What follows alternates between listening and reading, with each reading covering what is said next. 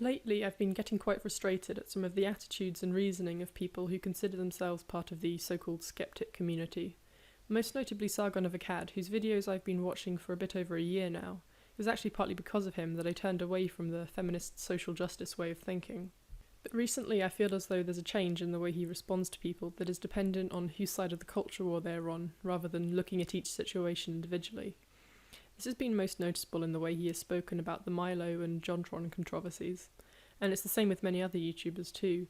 I saw a video by Lee about Milo that I wanted to respond to. Do you think that's what's going on with that guy who directed X-Men? Bunch of Bryan Singer? Yeah, a bunch of 14-year-old predators going after that poor man. I'm not sure it's the case with him, no. That's a guy. You know, I lived in Hollywood a while ago. Did you? Briefly. And, did you go to one of his parties? I went to other people who I won't name of a similar stature in Hollywood. I went to their boat parties and to their house parties and things, and some of the things I have seen have beggared belief. Yeah? Can you give us like a... Well, just... I don't want to be indiscreet about specific people. Right, you don't have to do that. It's going just dance around the facts. Yeah, dangerous. But I can tell you the truth without dropping anyone in it. Okay. I mean, some of the boys there were very young. Very young. And this is really recently? I don't remember... No, like, I don't know, 8 years ago. I don't remember... Statute of limitations. I don't remember whether I ever met Bryan Singer or whether I even knew who he was then. But I knew other people of similar stature, as I say, and there were some very young boys around at that time. There was a lot of drugs and a lot of... twinks. A lot of twinks taking drugs and having unsafe sex with older men, and some of these boys were very young. What did you think about... Desperate for a job. It's worth noting that clip comes directly after they are talking about him being a predator at 14 with the priest. And then Joe follows up asking... Do you think that's what's going on with that guy who directed X-Men? Bunch of... Bryan Singer? Yeah, a bunch of 14-year-old predators going after that poor man. So we're talking about minors. Okay, you see what he did there? You saw how he took an attribute from an earlier conversation and just threw it into a new one, without any fucking clarifications whatsoever. Do you think at any point he asked himself, hang on a minute, are they talking about the same thing, or have they segued into a new thing which has very limited relevance to the previous thing? The thing is, that wasn't just thrown in from an earlier conversation.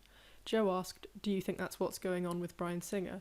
In direct response to Milo saying he was the sexual predator at 14, so he's clearly referring to underage boys. Then, when Joe asks Milo if he went to one of Bryan Singer's parties, Milo hesitates and says he went to the parties of other people of a similar stature in Hollywood. He's making the comparison between Bryan Singer's parties and the parties that he himself went to. I don't know how anyone could listen to that clip and take from it that there is very limited relevance about the age of the boys at these events. Here's a clip from a previous video Wosley made on Milo. Not only that, when Joe says statute of limitations... Statute of limitations. Milo doesn't say, oh no Joe, you misunderstand my good fellow. There were no underage people, which one would think he would do if nothing illegal had took place. That, my friend, is what you call a joke. I mean, it shouldn't need to be explained. And maybe you went to the Christy Winter School of Sarcasm, I don't know. But what I saw there was Joe Rogan jokingly saying, hey, you know, statute of limitations, you can tell us, you can say whatever you want. And Milo Yiannopolous going, yeah, alright, whatever, dickhead. Now, regardless of whether this was a joke or not, why would Joe say this if he hadn't inferred that what was going on at those parties was underage sex? And keep in mind that this is said before Milo mentions that there were drugs at these parties, so Joe wasn't saying this in response to illegal drugs being taken, as some people have suggested. He could only have been saying the statute of limitations about there being young boys at the parties. What's bothered me the most, however, is how Sargon has responded to things recently, as to me he's always seemed quite objective, even when others haven't been. But since his focus on the culture war has increased, I think some of that objectivity has been lost, and it's quite apparent in his discussion with Destiny. Only asking, not insinuating anything, and he says usually they would come slower and integrate with the gene pool, right? That's... I'm not sure how I agree that he's definitely proposing his ideas in a very bad way.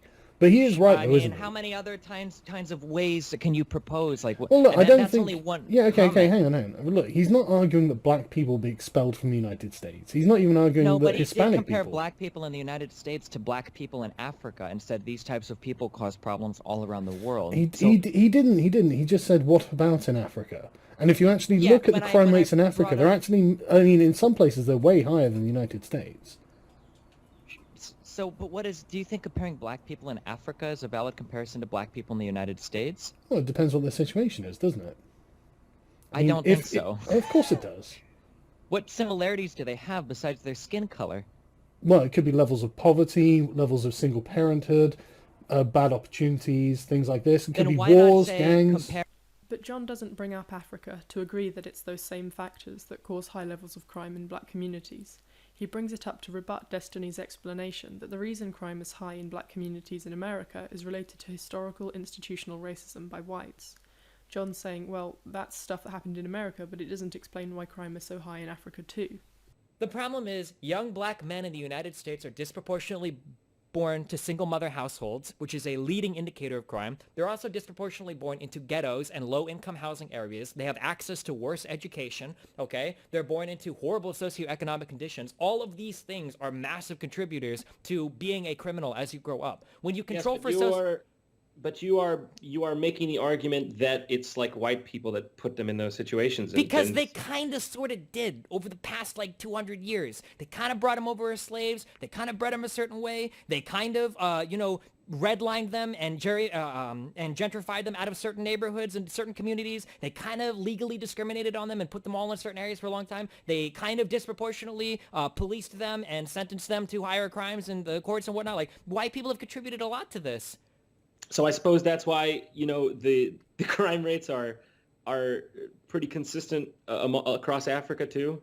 Sargon says it could be because poverty is a factor for high crime rates, but John has falsely stated that rich black Americans commit more crime than poor white Americans, so it seems as though he thinks there's something else causing the crime rates in black communities other than external circumstances. Do you think that poor blacks probably commit more crime relative to wealthier black people? They do. Wealthy blacks also commit more crime than poor whites. That's a fact. Wait, what? Yeah, look it up. Also, listen to this bit again. Are pretty consistent across Africa too. Perhaps I'm reading too much into it, but it appears John was going to say among black people in Africa before changing it to across Africa. I may be wrong, but seeing how hesitant he is that he's going to say something that's going to be considered racist, it wouldn't surprise me if that was a slip of the tongue. Particularly seeing as in the stream, John says this. What's the problem with young black males? Well, they commit disproportionate amount of crime in the country, and Why do mostly you think against they each other. commit? Why do they commit a disproportionate amount of crime? Well, we can go into that forever, and I don't really want to go into it. Here's another clip from Sargon's conversation with Destiny. Gives you the inkling that he's pointing towards the fact that race is kind of an important thing for him. It doesn't... Well, it might be an important thing for him, but that doesn't mean he's inherently a racist, does it? For example, I mean, if you're saying that race being important to you is racist, then all of Black Lives Matter is highly racist. Sargon says that race being important to JonTron isn't racist, and that if John's racist for thinking that, then BLM must be really racist. But the thing is, Sargon does believe that BLM is racist. Black Lives Matter should be treated like the Ku Klux Klan, because they are two sides of the same rotten coin. They are just racial supremacy movements. This is the ideological root of Black Lives Matter. If you support that, then you support this. You support the radicalization of black people against white people. That's what Black Lives Matter is fundamentally, at its most basic. That's what the ideology is in Black Lives Matter. So if it's racist for Black Lives Matter to have these views about race, then why isn't JonTron held to the same standard? And this brings me back to the culture war and my issue with it. You end up being inconsistent and giving people who you consider to be on your side more leniency. Here's another recent example of that. I think that's unacceptable. Is there anyone else on the left who feels that this is unacceptable? I think you need to re-evaluate your ideology if, for some reason, you cannot bring yourself to condemn students threatening teachers. If you can't do that, you are the fucking problem. Kevin Logan tweeted me, so will you denounce Milo? No, Kevin, because I won't do anything you want. Do you understand? I do not dance to your tune, and I do not care if you will then run around the internet and claim that I'm immoral or a hypocrite or anything like that. This attitude of treating people who are opposed to some of your ideas as enemies isn't going to win people over to your point of view. All that happens is both sides dig their heels further into the ground and become less open to opposing ideas. And then, after establishing that he's on a particular side, he gets frustrated that people associate him with the alt-right. The alt-right is defined as an offshoot of conservatism, mixed with racism, white nationalism and populism, and misogyny. You left that out for some reason. And the thing is, that is actually a fairly accurate description of the alt-right. It's actually one of the reasons I'm very tired of being associated with the alt-right. I'm not sure how he can complain about this. If you insist on people choosing a side in the culture war, you're going to end up aligning yourself with some questionable people. To me, it's the same problem with intersectional social justice. Just because someone has a certain stance on one subject, it doesn't mean that they'll agree with every other issue surrounding it. And that idea that you can't just take positions on individual subjects, but that you have to pick a side, it turns people off. For instance, in regards to the culture war, someone might fight for freedom of speech, but when they see people who they would typically consider to be their allies defending white nationalists, some people are going to go, okay, maybe this isn't my fight. So that's pretty much all I wanted to say on this. I'd like to know what other people think about it all, so please leave a comment, and I'll see you in the next video.